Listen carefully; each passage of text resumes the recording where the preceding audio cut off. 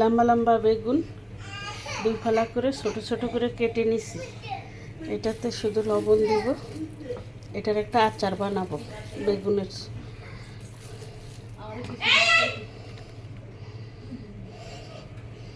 লবণ দিয়ে এখন এটাকে ভাজবো। বেগুনের আচার করব বিরিয়ানি দিয়ে খাওয়ার জন্য। বাদামগুলো আমি বেগুনগুলো আমি ভাজতে দিয়ে দিছি। ভাজা হোক, তারপরে আসতেছি।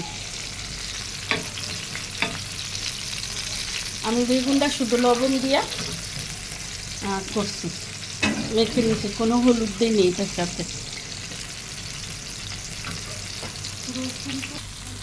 আমার বেগুনগুলো ভাজা শেষ। আমি বেগুনগুলো সব তুলে নিতেছি। বেগুনগুলো এইভাবেই ভাজছি। তেঁতুল ভিজিয়ে রাখছি আগের থেকে। তেঁতুলটা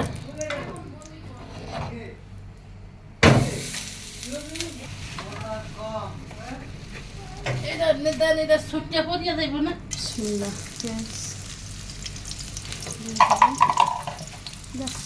কাটিয়ে খাসি দিয়ে ভাইয়া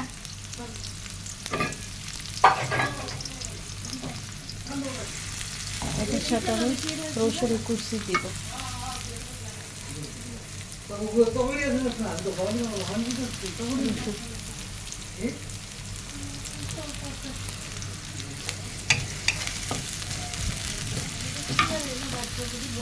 কুচি দিছি, বেগুনটা ভেজে রাখছি, আর রসুন কুচি দিছি, আর 5 ফোড়নের গুঁড়া দিতে হবে।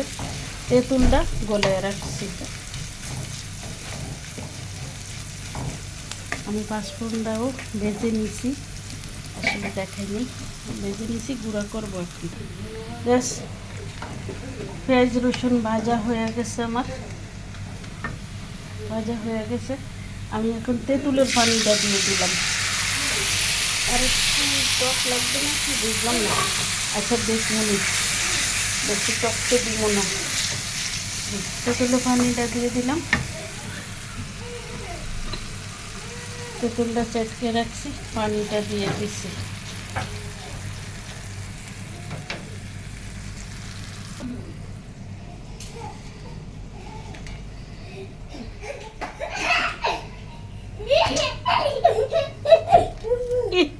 বাড়িটা খাইছে ওয়ালটার সাথে।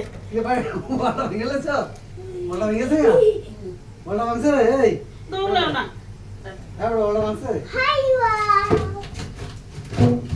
বলে না।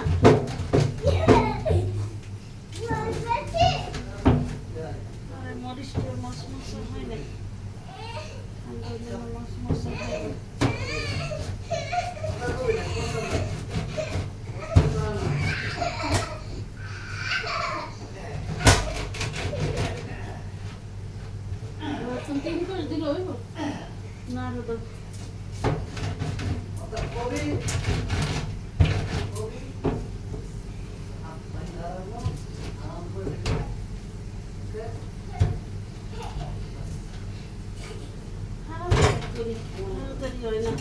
আচ্ছা তাইরে ফোন দাও না, আবার ফোন দাও, সম্ভব ফোন দাও তাইরে। আসমাগো বাসায় করলে তো ঠিকই খাইতে যায়, আমাগো বাসায় করলেই হ্যাঁ রং করে আসে না খাইতে। আরে ইয়ার কই এমন শুরু করেছে তোমারে? উপরে আসে না ও কি, এখন তো খাইতে আসবে। এই তুই কইলা দে।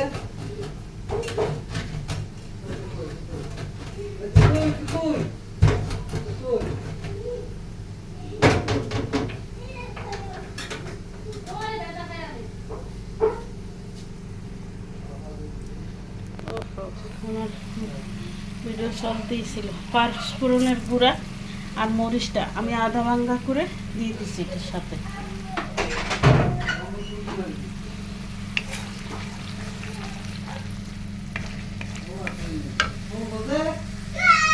5 ফোড়নের গুঁড়া আর মরিচটা আধা ভাঙ্গা করে দিছি।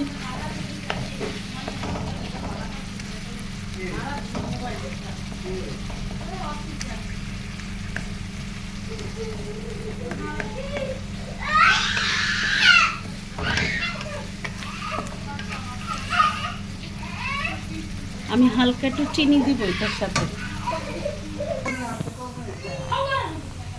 1 টেবিল চামচ মতো চিনি দিলাম।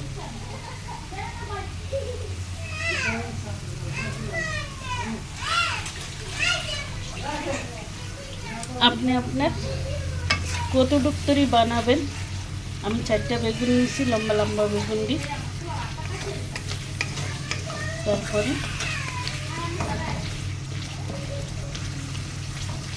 তেঁতুল টক যদি একটু বেশি খাইতে চান তাহলে একটু বেশি তেঁতুল দিবেন, টক কম খাইতে চাইলে একটু কম দিবেন। আমার বোনেরা আসছে বাসায়, 2 বোনে আর বাচ্চা কাচ্চা সবাই চিল্লাচিল্লি।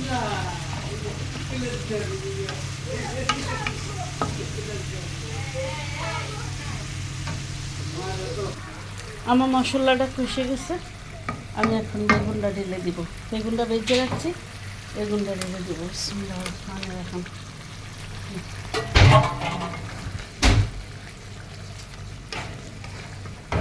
5-7 মিনিট আমি জাল করব, তারপর আমি এটা নামিয়ে নিব।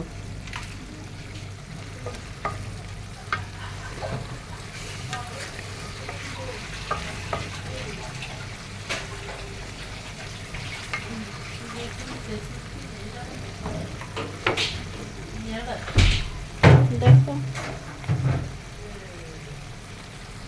5-7 মিনিট জাল করব।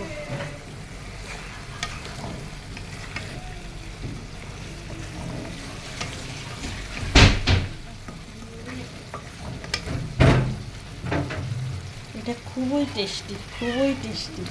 এই জিনিসটা গ্যারান্টি দিতে পারি, একবার যে বানাইয়া খাবে সে বারবার বানাবে, সে বারবার তৈরি করবে এটা খেতে।